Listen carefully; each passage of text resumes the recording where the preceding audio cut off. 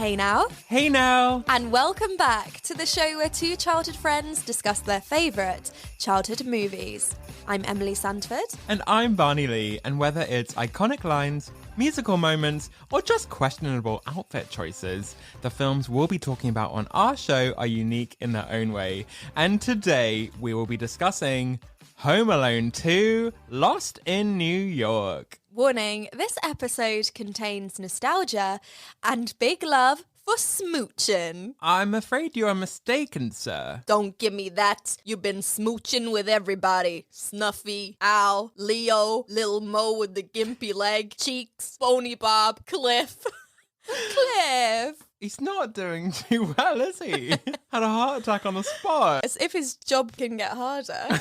Serving all of these snobs at the plaza. He's just like, oh, great. Great. After all that, I've been accused for smooching. Although I'd kiss a guy called Snuffy. So, Home Alone 2, Lost in New York, was released in 1992. So this film is as old as me. Wow. 29 years old. Ah! Gotcha. I just realised I'm a year older. 30s. Oh my gosh. It was directed by Chris Columbus. Now, Chris, he's directed films like, well, obviously Home Alone 1 and the Harry Potter franchise. Yes, well, at least the first two. Oh. Then it gets a bit dark and mysterious. Ooh. But yes, we can thank Chris for a lot of amazing films. Absolutely. And it was written by John Hughes, who is like an 80s legend in the movie industry.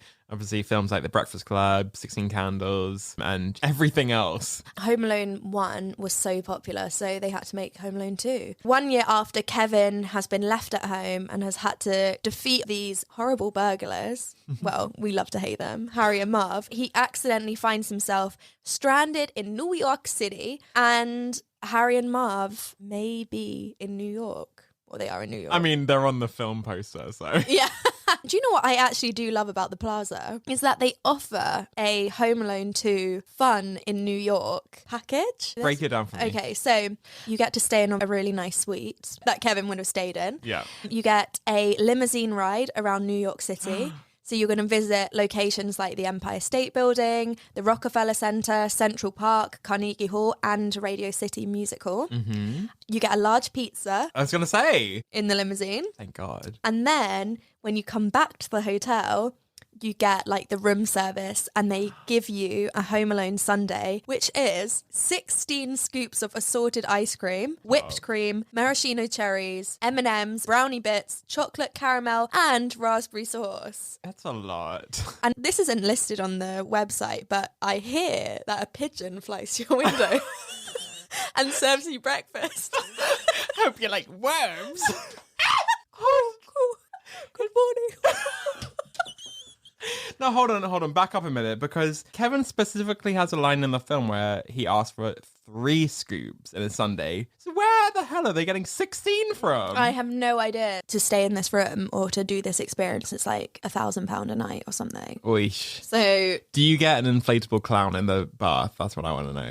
We would have to call the Plaza and find out. Okay, let me call them now. Hello, this is Barney Lee, the podcast host. Obviously, we reviewed Home Alone 1 in our last Christmas Classic series, and obviously now we've watched Home Alone 2, and I've seen both of those many times over the years. I gotta be honest, I think I prefer this second one. I found it more entertaining. There was like so much more going on. It was funny. Mm-hmm. I feel like the pranks are dialed up a notch in this film. Funny you say that, because the American magazine Entertainment Weekly, yeah, they actually had a real medical doctor analyze what the real effects of the injuries to Harry and Marv would be. Bricks to the face, as Marv sadly experienced, would have caused at best brain damage and at worst death. Oh my gosh. Compare that to like, oh no, stepped on some broken baubles. 5 bricks to the face of revenge. Literally, it wasn't even a clever trap. It was like, Kevin's just throwing bricks off the side. Like, move out the way. In the first film, he wasn't putting petrol in the toilet. Do you know what I mean? Right. Hoping that it would go on flames. So I know everything that happened to Marv is obviously fake. He doesn't actually get injured IRL. Yeah. But the scene when all the pigeons come flying at them in the park. Yeah. One actually flew into Daniel Stern's mouth. And he said it was like the worst situation to ever happen. All those pigeons were trained for like 12 weeks or something Shut up. to be, you know, film ready. Girl, I read it was like 300 pigeons. I read they had their own dressing room. Hey, pigeons, what do you want on your rider? Bread.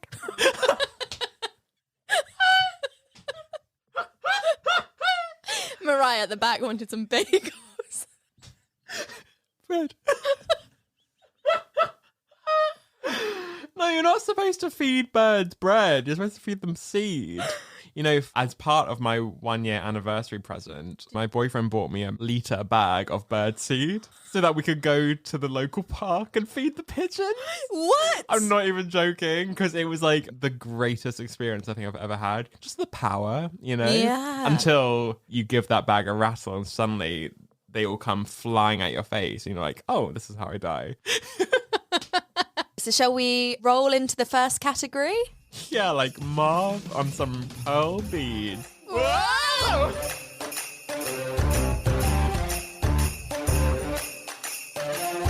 So let's kick off with Best Supporting Character. I think we should throw back to a recurring character from the first movie. It is, of course, that poor iron statue that's at the front of the McCallister's house that keeps getting knocked over by the cars. Yeah, doesn't have a credit in the film or speak, but is iconic in his own right. Absolutely. So it gets hit by the airport transfer car. And honestly, you would think by the second movie, you would know, move it! Literally, put it by the door, stop putting it in such an inconvenient place. Or melt it down because it's ugly. There's also the music teacher who falls off the piano. Bless her. She's playing the piano and huge parts of the scenery on stage crush her. And if you watch in slow motion, you can tell that it's not a woman that's being knocked off. It's a man, because you can see he's got a 5 o'clock stubble shadow. Really? Yeah. We also have the French guy that's on the plane sitting next to Kevin. Yes. Kevin says to this guy on the plane, like, oh, have you ever been to Florida before? And this guy just responds in French. Some very clever person has translated what the French guy is saying back to Kevin. Okay. If you're interested. I am. What's that? I'm from France and I'm a tourist here. It's my first time coming to America. Do you know a good restaurant? Or maybe your parents know a good place? Why aren't you responding? You speak a bit of French, right? I do not speak English at all. Give me a bit of help at least. My name is Andre. What's your name? And at that point, Kevin just puts his headphones back on. We also have creepy cab driver. He's only in it for a minute, and I feel bad for the actor that was obviously cast to play this creepy driver. But hey, it's a paycheck, you know? Yeah. So Kevin like jumps in this taxi at night because he's walking down this lot of like weird people walking around the streets of New York. He gets in the taxi, shuts the door and goes, boy, it's scary out there. And then this taxi driver with a curious face turns around and goes, ain't much better in here, kid. And Kevin's like, ah! Pedo driver? What the hell does he mean with that? Actually, there's one character who we don't see who I just think is iconic in his own right. Herbert Hoover. Herbie fully loaded! Ah!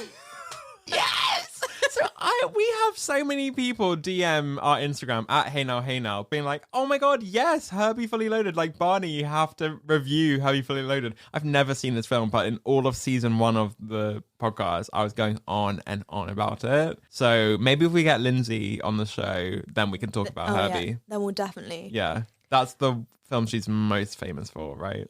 Yeah. Parent what? Yeah.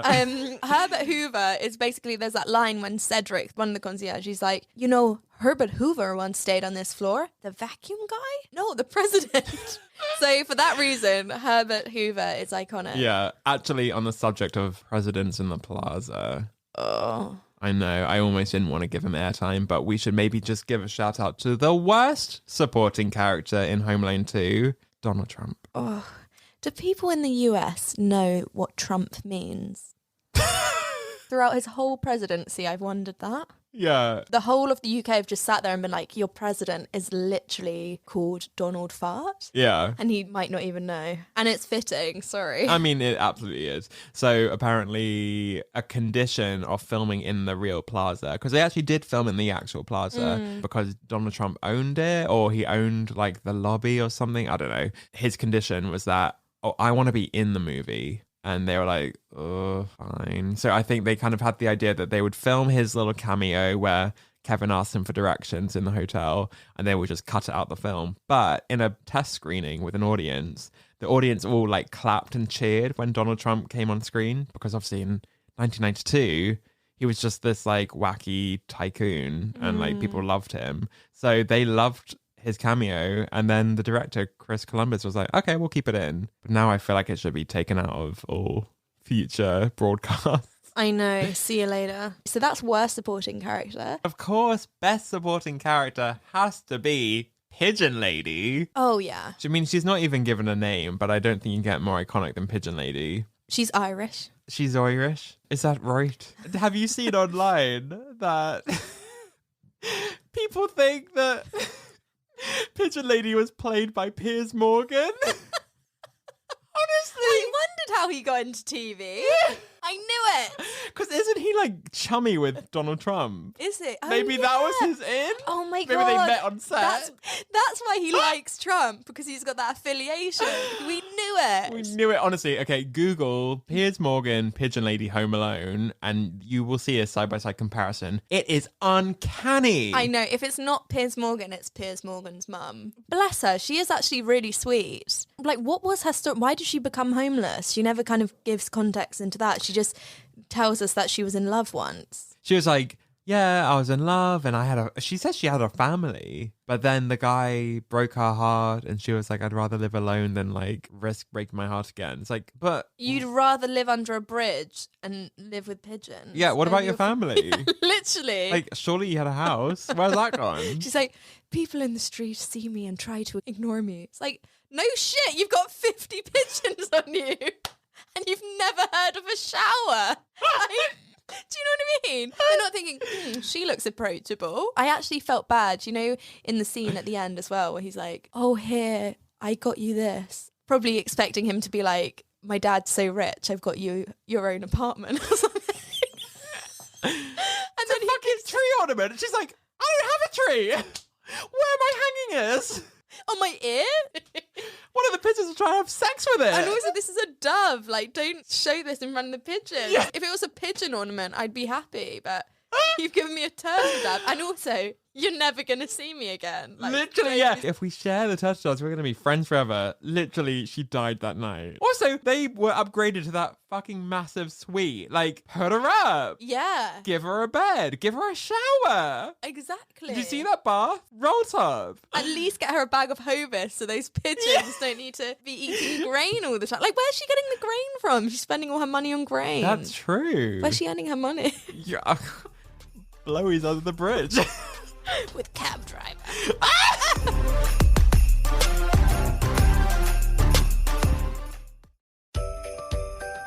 We're delighted to say that our gift card and gift wrap collaboration with the amazing British illustrator Zoe Spry has done so well. We've designed some Christmas versions for you. So if you go to zoespry.com, that's ZOESPRY.com. We've got Christmas cards, we've got notebooks that are perfect for stocking fillers, we've got Christmas wrapping paper. Honestly, this collection is incredible.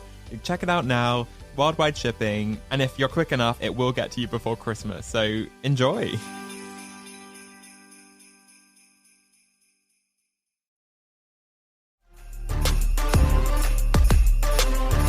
Okay, so now we're going on to most iconic outfits. This film is not short of a Christmas sweater, which, Thank goodness, it's all I asked for in a Christmas movie. Mm-hmm. He's wearing a Farrell bobble hat, he's got his green duffel coat and those classic beige trousers. Mm-hmm. Oh, such a look. Not very, show up at the plaza look, is it? No, but sometimes when you're so rich that you can dress like shit, but it's okay. Who's rich that dresses like Bill Gates, Mark Zuckerberg? Oh my God, Mark Zuckerberg. Yeah. He is literally Homer Simpson. He has all of the same outfits. Yes. He opens his wardrobe. It's just like grey t-shirt. Grey t-shirt and a grey hoodie. Oh, come on. Yeah. Well, you got to cover up that lizard skin somehow. Oh, he's a lizard, by the way. Oh. He's like fully a lizard. I mean, the McCallisters, they dress up and look nice for the Christmas pageant, didn't they? They did. And also, one particular McCallister, Fuller, I don't know if you noticed, but in the last scene where he wakes up on Christmas morning, and obviously it's great because he's the only one in this huge double bed and all the other kids are sleeping on the floor because Fuller's still a bedwetter. And when he jumps up, you can see his pajama bottoms are a little bit wet. Oh. Bless him. So cute. He's drinking too late. That's his problem. Literally, there are like 5 cans of Coke in the bed. Mate. Oh my God. Poor Fuller. Now, it's not technically an outfit, but I did want to spotlight Kate McCallister, style icon, because she looks a little bit different in the second one. She's had a little bit of a glow up. Well, I mean, I assume it's a glow up, but it's the 90s, so obviously it looks awful now. But at the time, she's got kind of like a shorter do, and the front of her hair is literally like a surfer wave. It's funny you say that because I feel like there's a lot of crimes in this film, and one of those crimes is that haircut. It's just gotta be a 90s thing. It is a 90s thing, definitely. We should mention Marv's double-sided sticky tape glove. Obviously, in this film, they've renamed themselves the Sticky Bandits. Yes. Kind of ingenious. So he literally wraps a load of double-sided tape to one hand and he just drops it in a charity donation bucket. And he picks out like a whole handful of quarters. I know, but Harry's like, you come all the way to New York and you're going to steal like 14 cents? Yeah. And then he gets into shenanigans with that glove because he just keeps getting stuck to people, and then he gets stuck to that woman in the street who like punches him in the face. I love her. Oh God, she should have been best supporting character. Oh yeah, that's true. No, Sassy. Also, just Marv in general, in all the clothes that he picks up from other people, he actually kind of looks great. So he steals a pair of mittens, a scarf, there's a cowboy hat, I feel like. There were some earmuffs on the ice rink, and also he stole a beanie as well. So all that together, it's a look. Yeah, Marv and Harry love a beanie. They love a beanie, especially one that can catch on fire. Literally. Guys, if you ever want to leave New York and come to Shoreditch, you will fit right in. Carhartt beanie on arrival. Truly. Seriously. But we should award most iconic outfit to the beige coat. And I'm talking about the same beige coat as Pete McCallister's dad. That's on the guy in the right. airport. Because that is the pure reason why the shenanigans happen in the first place. Because Kevin's following another snazzily dressed guy. Yeah, this is the problem when you buy your coat from Zara Man. Everyone's got it. Everyone's got it. It was the beige coat, like a similar colour scarf, and kind of similar hair colour. Yeah. And Kevin's like, oh yeah, that's There probably he is. him. Yeah. I mean, it's going to happen. Yeah. When they run past each other, you're like, oh, no, this is going to happen. The camera just stays on him a little bit too long. You're like, okay, this is someone I need to watch out for. Yeah. Classic. That, honestly, Kevin's dad has to go to jail for, like, he's just, after everything that happened in Home Alone 1, he's really going to let Kevin run behind everyone else. A year later. On Christmas. On Christmas! I'd be like, you're going to wear those mittens with the string, and I'm going to wear one of them. Yes. And you're going to go right next to me. Because Kevin's kind of running behind because he wants to put batteries in his tape recorder. It's like, Kevin, I will give you all the batteries you want once we're on the plane. Like, you don't need them while we're running through the terminal. So, I mean, I know Kevin is kind of to blame, but also this dad. Ugh. Oh, yeah. He's 10 years old. The parents are responsible. Even though he's a nightmare, they're responsible. Yeah. But anyway, it's not about Kevin's dad. It's about Kevin's dad's lookalikes, beige coat. Pretty iconic, I Still say. fashionable today. I literally have that coat in my cupboard right now. Oh my God. I could get it out if I wanted to, but I don't. Yeah, I'm tired. I'm getting old. We're getting old, yeah. I mean, we're the same age as his films. Put us to bed. Do you mean death? No! Put me to sleep. Just not in Fuller's bed. No.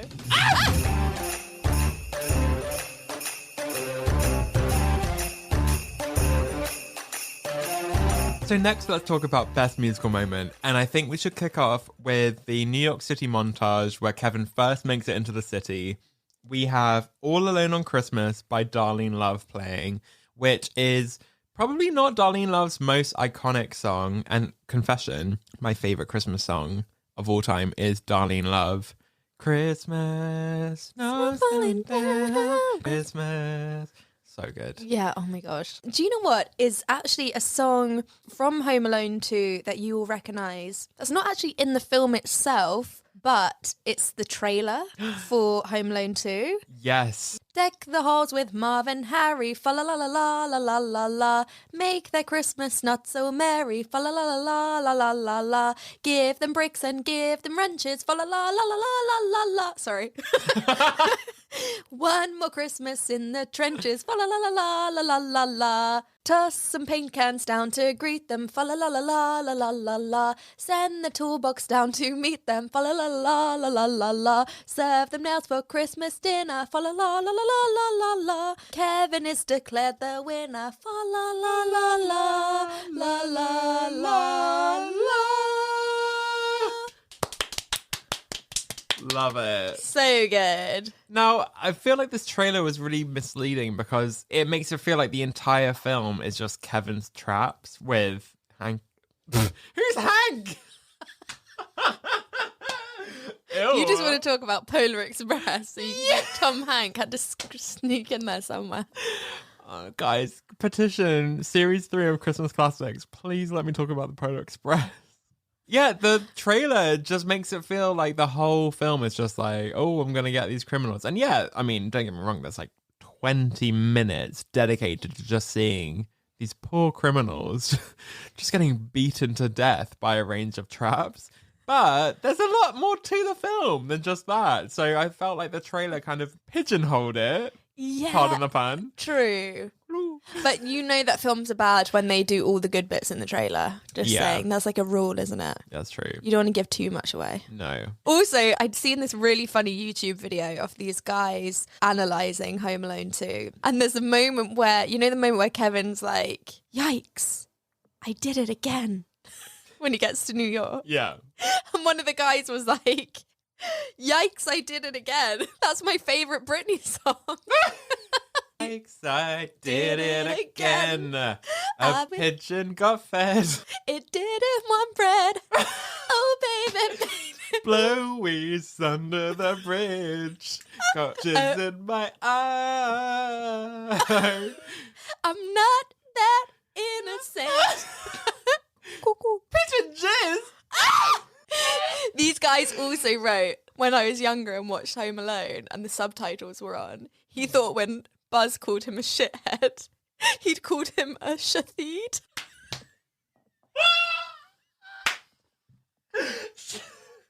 Shatheed. Oh, that's so innocent. Funny. He is that innocent. But we also have the song from Uncle Frank in the shower. Oh, that's true. Yeah, so Uncle Frank is in the shower and he sings a song called I'm the Heaviest Cat. I am the heaviest cat you ever did see.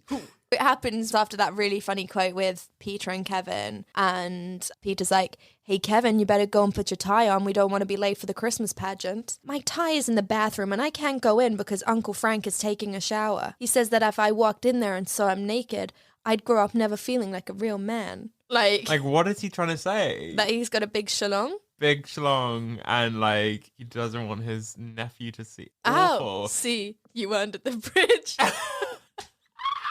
Look, I'm sorry. He's literally showering with the door open, and I've got the scene in front of me. The door is not locked. Like, the door is open. He's inviting children in to watch him shower. I hate that uncle so much. He's the worst, but good singer. Do you know who is a really good singer, and I think should be our best musical moment? Tell me.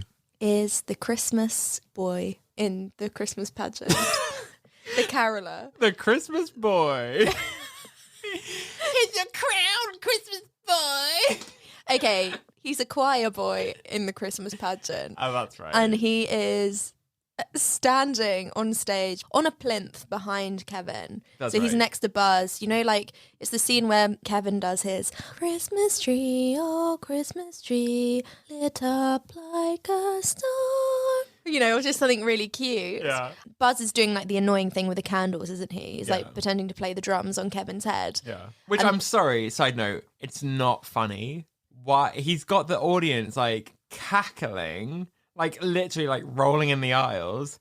It's not funny. I know, this is a cute solo. Are you crazy? Like, this is something that would like bring mums to tears. Like, Yeah. respect that. Do you know Literally what I mean? putting the light, like the candles behind Kevin's ears so you can see the light through. Like, it's not funny to begin with, but like they're just dying. I know. So Kevin's got this cute little solo, and then once he's finished and he literally like pushes Buzz off the stage and Yeah. gets so angry, we've got the boy at the back who goes, Christmas tree, my Christmas tree. Na, na, na. Wow!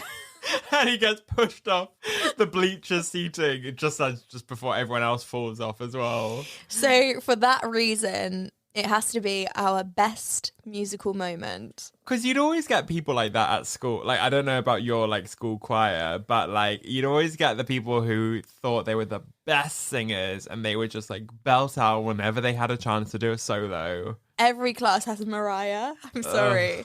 And if you can't think of who that person in your choir was, it's you. Yeah. You're that person. Sorry to break it to you. All we don't want for Christmas is you.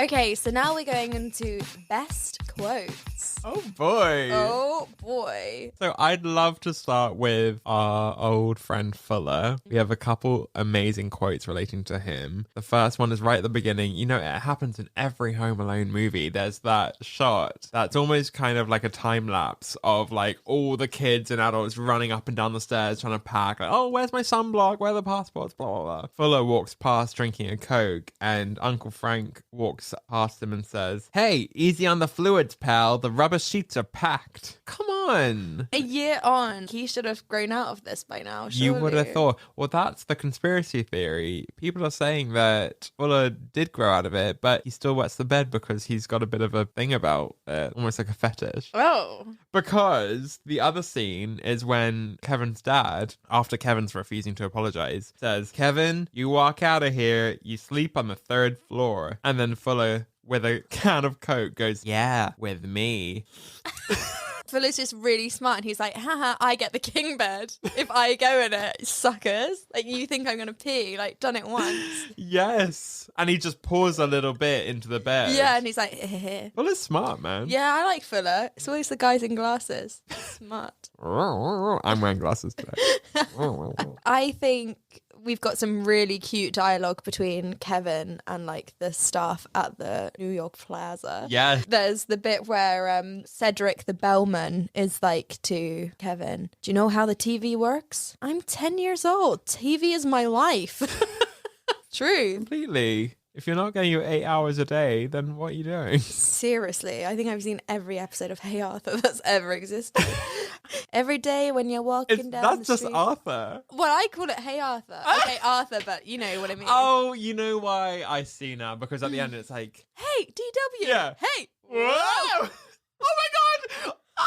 Arthur is the choir boy! He also has glasses. Oh my god, conspiracy. Choir boy is Arthur. You never saw them in the same room. Mainly because Arthur's a hamster. Or an aardvark, but he looks like a hamster. Yeah, where's your nose? Where's your schnoz? Aardvark's a crazy man. He's an aardvark without a nose. Yeah. No one talks about that. Yeah. Mr. Ratburn, he's got enough nose. He could give some to Arthur. Yeah. Anyway, there's another part where the waiter is serving Kevin ice cream. Yeah, so the guy goes, 2 scoops, sir. 2? Make it 3. I'm not driving. What's your favorite flavor? Or like brand, then flavor? I'm going to say Haagen-Dazs. Yes, correct. And I actually really like chocolate ice cream. Do you? Yeah, I really do. Love it. I really do. But I think if you're going to have the Haagen-Dazs, probably like pralines and cream. Right? Yes! Okay, Really. that's my favorite. But my favorite ice cream flavor is pistachio. Ooh, fancy. There's another hotel bit. Tim Curry, the concierge, is like, and how are we this morning? Fine, is my transportation here? Out in front, sir. A limousine and a pizza. The way he says pizza. I know, and that's the only way I'm going to say pizza from now on. Yes. Pizza. It's the only way. And then also we have the moment where Cedric, bless him, presents Kevin's boxes to him. Your drawers, sir? Jeez, don't flash these babies around here. There could be girls on this floor. I was very careful, sir. You can't be too careful when it involves underwear. I understand. What 10-year-old girl is interested in your underwear? Like, literally, she's like, oh no, they don't have Snoopy on it. Like, yeah. Red flag. Well done. Although I bet they were warm at the moment. Oh, nice. There is nothing better than putting pajamas on the radiator. Talk to me. Fresh sheets, pajamas on the radiator, have a shower. Oh. Bliss. So in that scene where obviously Kevin's living the best life with his dad's credit card, he's watching Angels with Even Filthier Souls. Which is the sequel of the kind of like 1930s black and white movie that we saw in the first film. Yeah, exactly. Gangster Johnny is on TV and he's like, maybe I'm off my hinges, but I believe you. That's why I'm going to let you go. I'm going to give you to the count of 3 to get your lousy, lying, low down, 4-flushing carcass out of my door. 1, 2. Merry Christmas, you filthy animal. And a Happy New Year. There's like one at the end. Yeah. Like, she's dead. She is fully dead. That was one for luck. Literally. It's Christmas. It's Christmas. It's a time for sharing. Exactly. That's so good. There was another one when Kevin is initially checking in using his dad's credit card, and the woman, I think her name is like Miss Hester something. Right. And Kevin says to her, so my dad dropped me off here. He gave me his credit card and said, and whoever was checking people in to let me in the hotel room so I wouldn't get into mischief. And ma'am, sometimes I do get into mischief. And the woman just stares at him, and then he goes, we all do. In the cutest, I don't even know. So cute. When Kate arrives at the concierge desk, what kind of idiots do you have working here? The finest in New York. That's amazing. And then also later in that scene, Kate is saying, well, I'm going to go out, and like walk around the streets to try and find him. And Tim Curry's character is like, madam, there are hundreds of parasites out there armed to the teeth. Do bundle up. It's awfully cold outside. She bitch slaps him. And he deserves it. She bitch slapped him till yesteryear. Yeah, true. Truly. Kevin also gets up and when he's like making himself at home at the plaza, he goes to find the swimming pool, which wasn't actually filmed at the plaza. It was actually filmed in Chicago in a swimming pool. That's right, because they don't have a pool at the plaza. Right. Which is insane. Yeah. Why not? You're a 5-star hotel. Yeah. You should have the whole shebang. Yeah. Pool, sauna, and jacuzzi. Although I'll be honest, sauna and jacuzzi for me too hot. I can't do it. No, I don't get it. You need to go in one of those like cryotherapy rooms that are like really cold. Yes, it's like minus 200 degrees. Yeah. And just going for a minute and shiver. He kind of goes to the pool and he's like, would I bother anyone if I worked on my cannonballs? There's just this old guy like sitting in the pool and he's like, no. And he just cannonball. So good. But I admire him for asking. That's very polite of him. And then his trunks fall off as well. So he's like, yeah. So Harry and Marv, obviously, they're getting absolutely pranked. You better say every prayer you ever heard, kid. And Marv's like, I hope your parents got you a tombstone for Christmas. Ooh, dark. So dark. That is really intense. I know. Fuck. Merry Christmas, Kevin! They fell through a hole in the floor. Yeah. See ya. Yeah. Say hi to Jeebus. And then, obviously, there's that iconic bit too where they're climbing down the rope to try and get to Kevin. Yes! Harry, are you wearing aftershave? That's not aftershave, Marv. That's kerosene. The rope is soaked in it. Now, why would anyone want to soak a rope in kerosene? Merry Christmas! Go up! Go up! They are professionals at being like pummeled. They do it so well. Their physical comedy is amazing. And I mean, I'm not exaggerating. It's like 20 minutes of just trap after trap. But it's what the audience want. Give it to them. It's So insane. good. This is another Harry and Marv. You know when they're walking up the stairs and they know that last year Kevin threw the paint cans at their face. So they're like, oh, we're not falling for it this time. So Harry's like, wait a minute. Don't you remember what happened last year? No. Watch this. Let's get him. Oh, he busted me right in the mouth, Marv. That's one. Don't worry, Harry. I'll get him. Oh, right in the schnoz. The schnoz.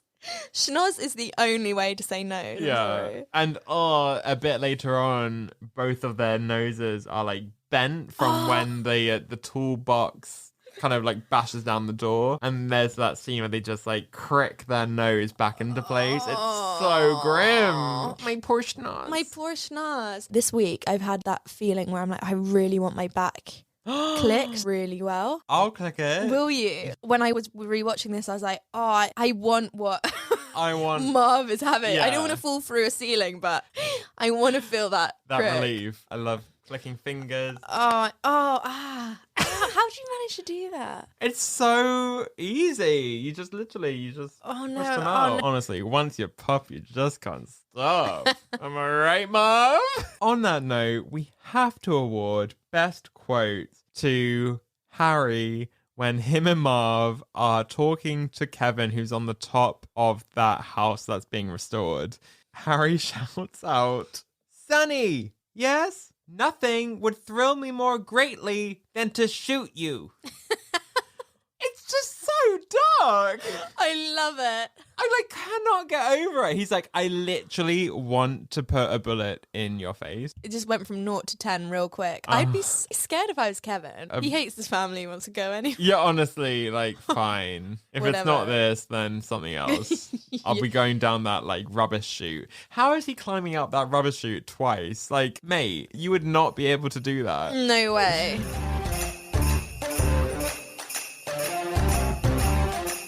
Now we're going on to our favourite part of the podcast, Can We Discuss? And we've got to start with how Kevin is going to need some serious therapy 2 years in a row. 2 years, his family has learnt nothing. Straight from the beginning, it's you better apologise or you're going to sleep on the 3rd floor. That literally happened in the first film. Exactly. Come on. And then Kate is well, be careful what you wish for. Maybe we'll be left alone on Christmas again this year. What the fuck is up with that attic? Literally magic happening. Yeah. Whatever he says happens to him.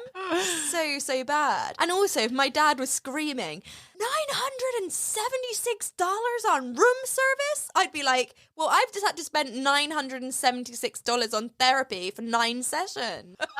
I'm sorry, but that tree and that amount of presents would have cost way more than $900. We have at least balanced each other out. I know. Well, that was actually Mr. Duncan who gave those. Yeah, but he wouldn't have got those. Oh, yeah, true. Without Kevin. Yeah, okay, that's true. And also, again, you've neglected him and he's in New York. Yeah. And the parents don't really care as much this time round. They literally don't care. He's one of these kids who's just going to be everyone outside of his family loves him. And then his family just has decided they hate him, basically. Yeah, they're just not bothered at all. Hate it. The other thing that I really wanted to discuss was the wet bandits arriving on the fish truck. Yes, now that's never explained, is it? No, how did they get there? So they somehow got from Chicago prison to the meatpacking district in New York City. Yeah. I would love to map out exactly how they did it. Have you ever seen Shawshank Redemption? Yes. I reckon they get into a riot, they fall into a sewer,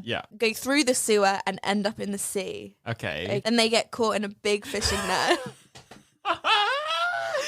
Pulled onto a boat. Lifted on, yeah. And then the fishermen are like, what are you guys doing in here? Oh, you caught us. They escape at the fish market with the tunas laying on ice or whatever. Yeah. And then they jump on a truck headed to a sushi restaurant. I love it. Yeah, I think that makes sense. Yeah, I love it. Well done. Thank you. Great. Yeah, that's my theory.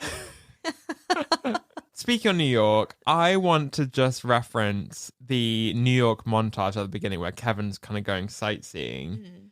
And I've mapped out all the different locations he goes to. Like, one shot he's in Midtown, the next shot he's in Chelsea. He is going all over New York in no particular order. Like, literally from Chelsea, he walked to Chinatown, which is all the way in Lower Manhattan. And then he went to Battery Park at the southernmost part of the island. And then he's in Central Park. Like, what? Map out your route, Kevin. You can't just go swanning over everywhere you want. He must have been knackered. He got his 10,000 steps and some. And some.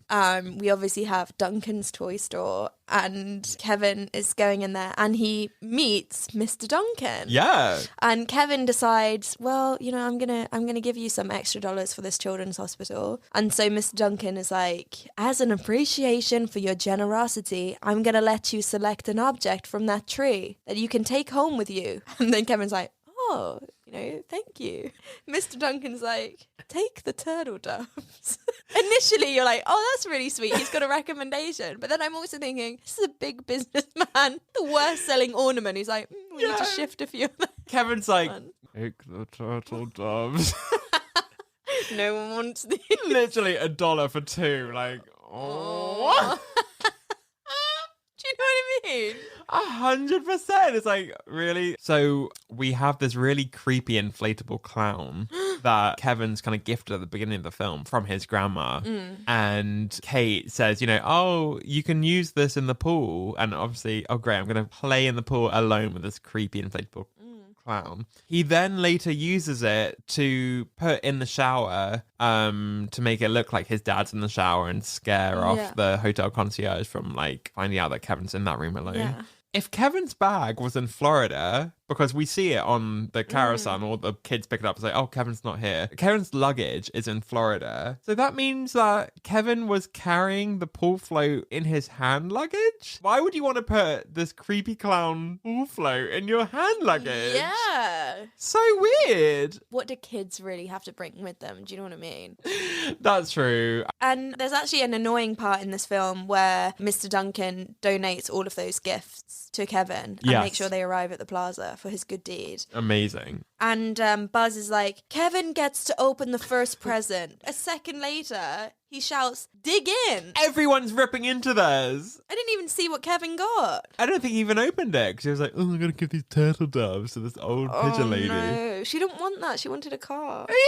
And obviously, every Home Alone film, it seems that there's like a moral to the film, a life lesson. The nice moral of this film is like, a good deed erases a bad deed, which I think is quite lovely. That is sweet. I hope that we've erased a lot of bad deeds because we literally saved an old man's life the other day. Literally saved an 85-year-old man on the street. Like, guys, this was crazy. This literally just happened. So we're walking on the King's Road in London and this 85-year-old man has fallen in a flower bed going, help, you know, sort of thing. Like he's got enough energy to kind of like lift his arms, but he does not have the strength to actually sit up. We lift him up and he's lost his bearings. Barney and I walk along the King's Road, linking arms, holding his shopping. Anyway, we got him to the station. He nearly fell down the the stairs to the platform. If we hadn't have shouted to the guards, he would have fallen and I would have absolutely cried my eyes out because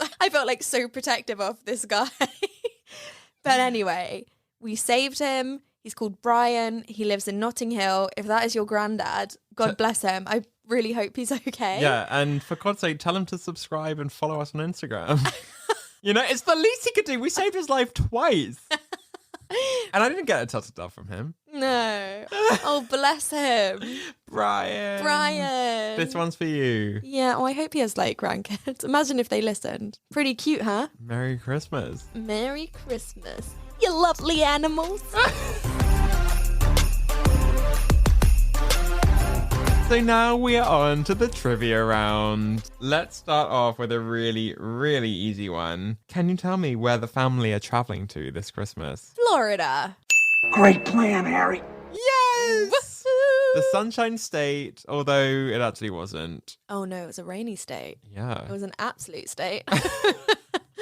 What does Kevin think his grandma Penelope has sent him for the trip? He thinks she's got him Donald Duck slippers. Yes. Great plan, Harry. Honestly, queen of impressions. If you guys have listened to our recent animation series, Emily, week on week, has delivered the best impressions. Oh, thank you. Can you tell me the name of the tape recorder that Kevin is using throughout the movie? Is it like the eye camcorder or something? I'm not sure. What kind of idiots do you have working here? It's the Talk Boy. Oh. Fun fact, the Talk Boy wasn't a real gadget. It was created specifically for this movie. But after the success of the film, some manufacturers actually started selling Talk Boys. Wow. So they were literally invented for this film, and then they were like, oh, we can make these. Wow. So they released Talk Boys, and they released a pink and purple version called Talk Girl. It was the 90s. It was the 90s. Okay, my question to you. What time is the Christmas pageant at St. Gerard's School? 7 p.m. Yes. Great plan, Harry. Woohoo! Oh, Christmas tree. Oh, Christmas tree. What color tree did Kate McCallister suggest that Kevin could decorate when they were in Florida? Was it a silver tree or like a palm tree? Both are correct. Are they?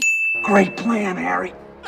She says, yeah, we can find a silver tree to decorate or a palm tree. Interesting. So what is the name of Kevin's plan to catch Harry and Marv? It was called Operation Ho Ho Ho. Yes. Great plan, Harry.